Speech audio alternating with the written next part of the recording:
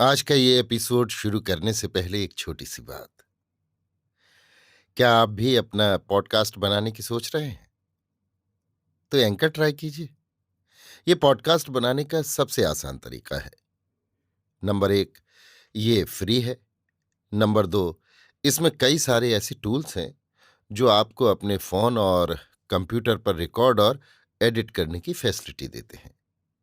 Number 3, आप अपने podcast को डिस्ट्रीब्यूट भी कर सकते हैं, जिससे इसे स्पॉटिफाई और दूसरे प्लेटफॉर्म पर सुना जा सके।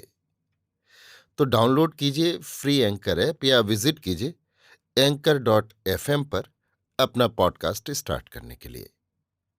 ये तो थी एक छोटी सी जानकारी, और अब शुरू करते हैं एपिसोड का सिलसिला। तो आज के एपिसोड में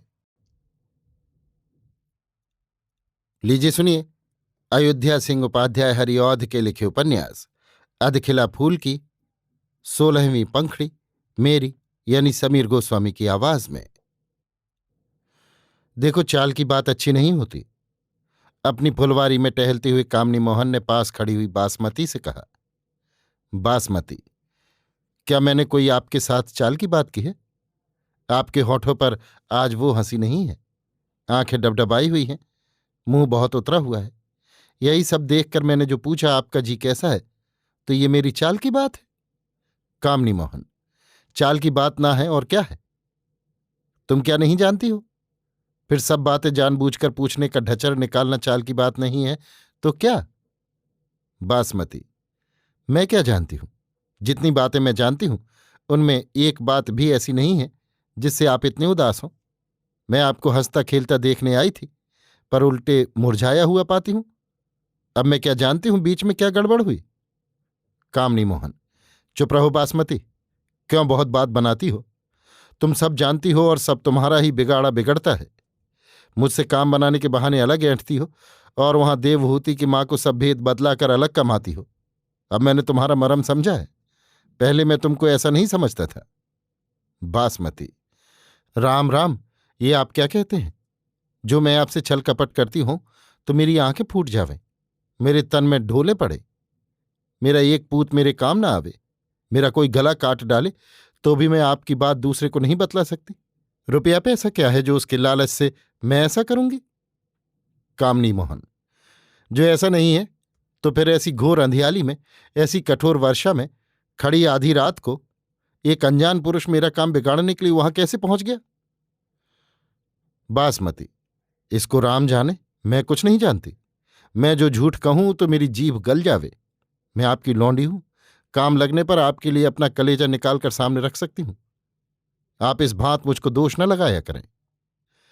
कामनी मोहन, क्या कहूं बासमती, रात की बात कुछ समझ में नहीं आती। सौ ठौर जी जाता है। तुम्हारा मन बूझने के लिए ही मैंने ये बातें कही, नहीं तो मैं जानता हूं तुम ऐसी नहीं हो। मेरी इन बातों को तुम बुरा न मानना। बासमती, आपने क्या कहा जो मैं बुरा मानूंगी?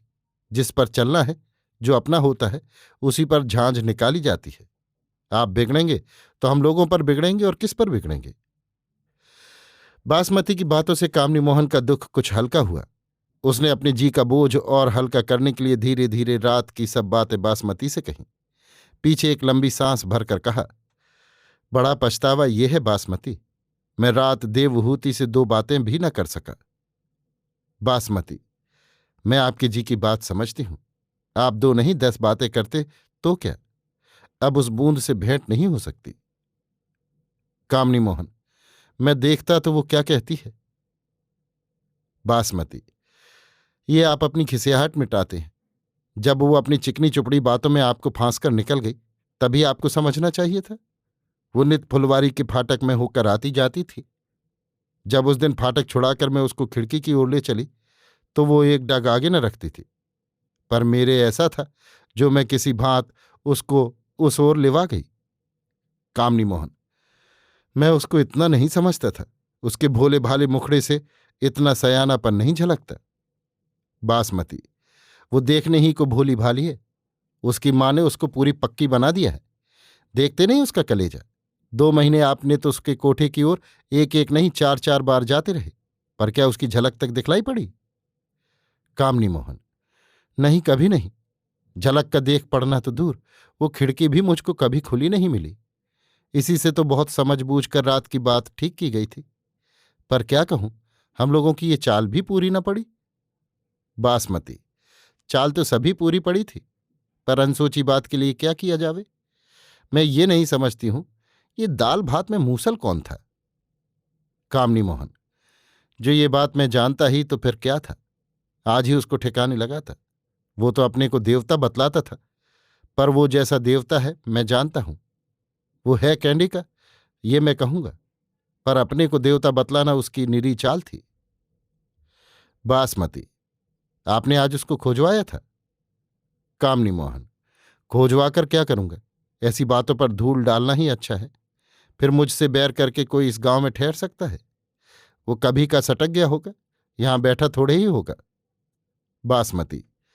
मुन्ना और बघेल तो आपके निज के लोग हैं, आप इनको क्यों नहीं उसके पीछे लगाते? इन दोनों के बीच की बात क्यों कर फूटेगी?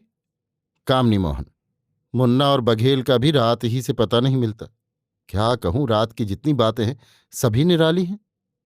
बासमती। क्यों, ये लोग क्या हुए? कामनी मोहन। मैंने 4500 रुपये का गहना देवहूति के लिए बनवाया था। इन गहनों को मैं इसलिए साथ लेता गया था, जो देवहूति न मानेगी तो इन्हीं का लालच देकर उसको मनाऊंगा। जब मैं कोठे पर चढ़ने लगा, गहनों का डब्बा बघेल को दे दिया। कोठे पर पहुंचकर मैं ऐसा उतावला हुआ जो ये बात भूल गई। इसी बीच वे दोनों उस डब्बे को लेकर चंपत हुए। इतने रुपए का धन हाथ आया था, वो लोग क्यों कर छोड़ते? बासमती।